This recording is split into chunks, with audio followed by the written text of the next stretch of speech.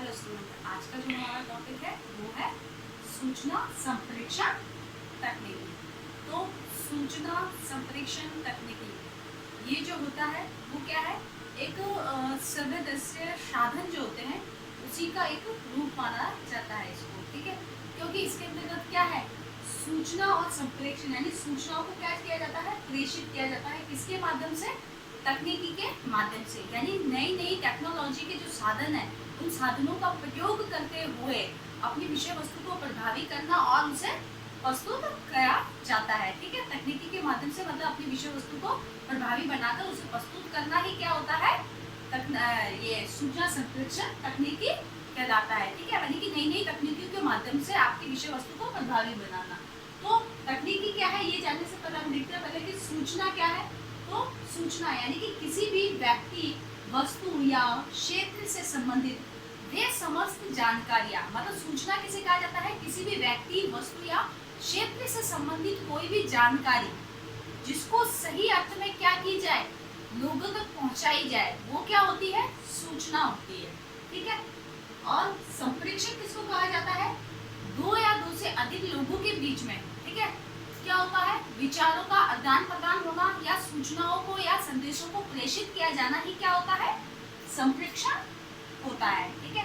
ये संप्रेषण हो गया। अब संप्रेषण के अंतर्गत दो अहम बातें आती है, पहला होता है संप्रेषक और दूसरा होता है संप्रेषी, ठीक है। तो जो संप्रेषक होता है वो कौन होता है, सूचना भेजने वाला होता है, ठीक है।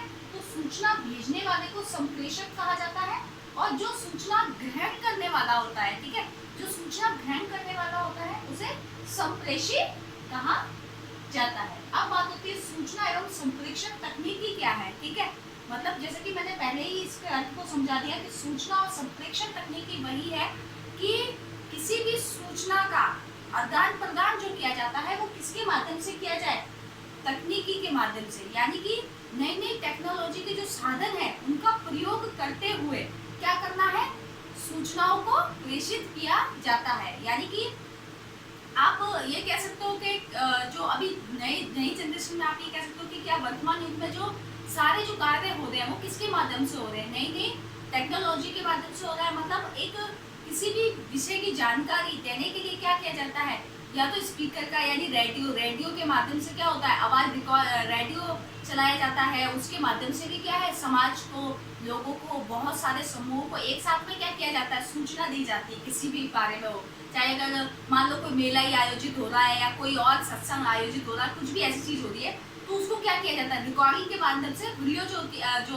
वॉइस होती है उसको रिकॉर्ड कर लिया जाता है और उसको क्या किया जाता है, एक मतलब उसकी वीडियो, उस रिकॉर्डिंग के माध्यम से ही एक साथ में सामूहिक रूप से लोगों को सूचना जिसके अंतर्गत दी जाती है। तो उसी तरीके से आप ये रेडियो है, टैप रिकॉर्डर है, वीडियो वगैरह, मतलब जितने भी है सर्वदर्शी साधन वो सब इसके अंतर्गत आ जाते हैं। फिर एक तरीके से आप एक और एग्जांपल ले सकते हो, जैसे कि कंप्यूटर क्या है, कंप्यूटर के अंतर्गत भी क्या है, सारे प्रोग्राम्स होते हैं। उन प्रोग्राम्स के माध्यम से इंटरनेट के जरिए हम क्या करते हैं, सारे ही जो हमारे कार्य है, सूचनाओं को प्रेषित करने का, विचारों को आदान प्रदान करने का, ये सब जो कार्य है वो इंटरनेट की सहायता से आज जो है वो इजीली हो पाते हैं। क्यों हो पाता है, तो उसको भी अपन क्या कह सकते हैं, उसको अपन तकनीकी से जोड़ सकते हैं। कंप्यूटर के अंतर्गत जो प्रोग्राम्स है, जो कि ऑनलाइन के माध्यम से सारे काम हो रहे हैं, उन सबको आप तकनीकी के माध्यम से जोड़ सकते हो। तो आज किसी भी वर्तमान जनरेशन में, किसी भी ऑफिस में, किसी भी कार्यालय में, किसी भी विद्यालय में, तो किसके माध्यम से कार्य हो रहा है, ऑनलाइन विचारों का आदान प्रदान किया जाता है, सारे डाटा जो है वो कलेक्ट किए जाते हैं और सही डाटा को क्या है आगे प्रेषित किया जाता है। तो ये सब किसके माध्यम से हो पाता है, ऑनलाइन काम होता है तो कंप्यूटर के माध्यम से हो पाता है। सारे ही काम जैसे कि बैंकिंग हो गया, विमान, किसी भी टिकट जो अपन बुकिंग कराते हैं, ये सारे कार्य हो गए, जो भी कार्य है वो सब किसके माध्यम से हो पाते हैं, तकनीकी के माध्यम से ही हो पाते हैं, ठीक है। तो इसी प्रकार से आप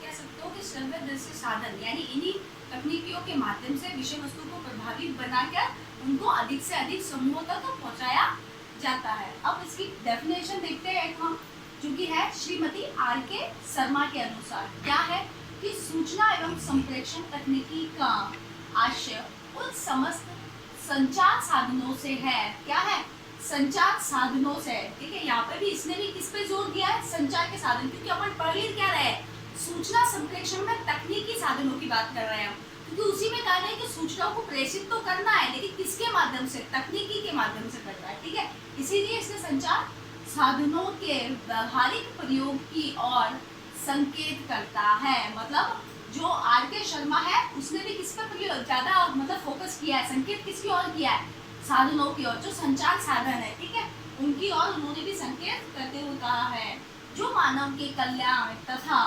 आवश्यकता पूर्ति हेतु सूचनाओं का आदान प्रदान करते हैं। मतलब उन साधनों के माध्यम से आप व्यक्तियों के क्या है, उनकी जो आवश्यकताओं की पूर्ति होती है उन तक सूचनाओं को पहुंचा सके और उनका कल्याण कर सके, ठीक है, ये चीजें। अब बात होती है सूचना एवं संप्रेषण तकनीकी के लिए आवश्यकताएं, ठीक है। अब सूचना और संप्रेषण तकनीकी के लिए किन किन साधनों की आवश्यकता होती है, तो किन किन साधनों की आवश्यकता होती है, तो वही हो गया, टेलीविजन है, टैप रिकॉर्डर है, रेडियो है, जितने भी हमारे श्रव्य से साधन होते हैं, चित्र है, मानचित्र है, उसके माध्यम से भी आप उसको प्रभावित करते हो। साथ ही साथ में समाचार पत्र है, उसमें भी क्या है, ये टेक्नोलॉजी की बात कर रहा है, तकनीकी की, ठीक है। तो समाचार पत्र हो गया, कोई विज्ञापन दे दिया आपने, तो उन सब के माध्यम से आप क्या करते हो, सामूहिक रूप से लोगों को एक साथ में सूचना ही तो दे दो, कोई विज्ञप्ति जारी कर दी किसी प्रकाशन के माध्यम से, समाचार पत्र के माध्यम से, तो ये सब क्या है, तो रेडियो है, रेडियो में भी वो किसी न्यूज़ को कोई सुनता है तो कोई एक व्यक्ति थोड़ी सुनता है, बहुत से लोग एक साथ सुनते हैं, तो वो सारी न्यूज़ जो है वो एक साथ सभी लोगों तक पहुंच पाती है। टेलीविजन में भी, तो टेलीविजन में भी अगर आप न्यूज़ देखते हो या कोई भी शो देख रहे हो, तो वो भी क्या है, एक ही व्यक्ति नहीं देखता है, एक साथ सारे लोग देखते हैं, तो वो जो है वो सभी तक पहुंच पाती है सूचना, इस प्रकार से। तो इसके अंतर्गत सूचना, इसके अंतर्गत दो बातें आ जाती है, पहली होती है संचार और दूसरा है जनसंचार।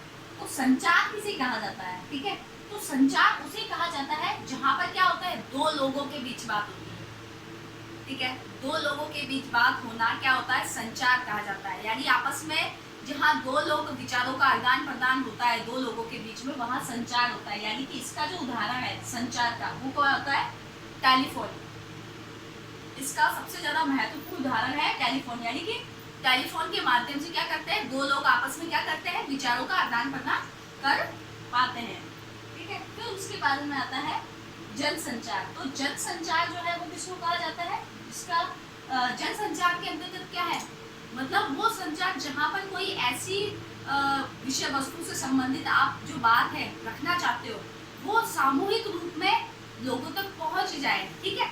तो उसको आप सामूहिक मतलब जरिए, ऐसे माध्यम के जरिए लोगों तक पहुंचाए कि मतलब वो सूचना जो है वो अधिक से अधिक लोगों तक पहुंच जाए। तो उसके लिए सबसे प्रमुख जो साधन माना गया है वो क्या होता है, रेडियो। रेडियो का प्रयोग किया जाता है, रेडियो के माध्यम से, टेलीविजन के माध्यम से, समाचार पत्र के माध्यम से, इन सभी के माध्यम से क्या है, आप अपनी सूचना को अधिक से अधिक लोगों तक पहुंचा पाते हो। तो यानी कि जहाँ बहुत से लोगों, यानी कि ये एक तरीके से क्या है, जनसंचार जो होता है वो सामूहिक होता है, यानी बहुत से समूहों तक अपनी बातों को पहुंचाना, और संचार जो होता है वो व्यक्तिगत होता है, जहाँ पर क्या है, केवल दो लोगों के बीच में वार्तालाप हो पाती है।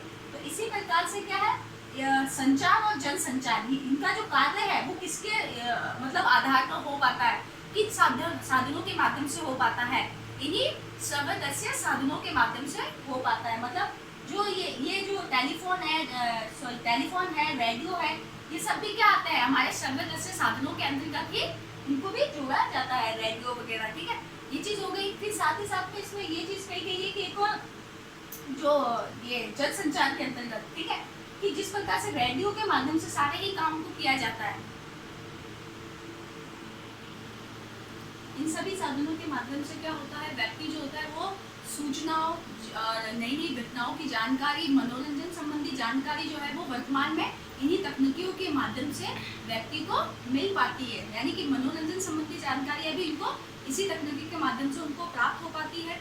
और ये क्या है, ये वर्तमान समय में, लेकिन परंपरागत जो स्रोत थे, मतलब परंपरागत जो साधन थे जिनके माध्यम से व्यक्तियों द्वारा क्या किया जाता था कि मतलब सूचनाओं को प्रेषित किया जाता था या कोई संदेश दिया जाता था, तो वो किसी भी लोक नृत्य नाटक या किसी गायन के माध्यम से दिया जाता था समूह में, ताकि क्या है, लोगों को अधिक से अधिक किसी घटना के बारे में जानकारी मिल सके। तो यही है क्या, सूचना संप्रेषण तकनीकी, यानी कि तकनीकी के माध्यम से ऐसे श्रव्यदर्शी साधनों का प्रयोग कर विषय वस्तु को सरल और प्रभावी बनाना और अधिक से अधिक लोगों तक पहुंचाना।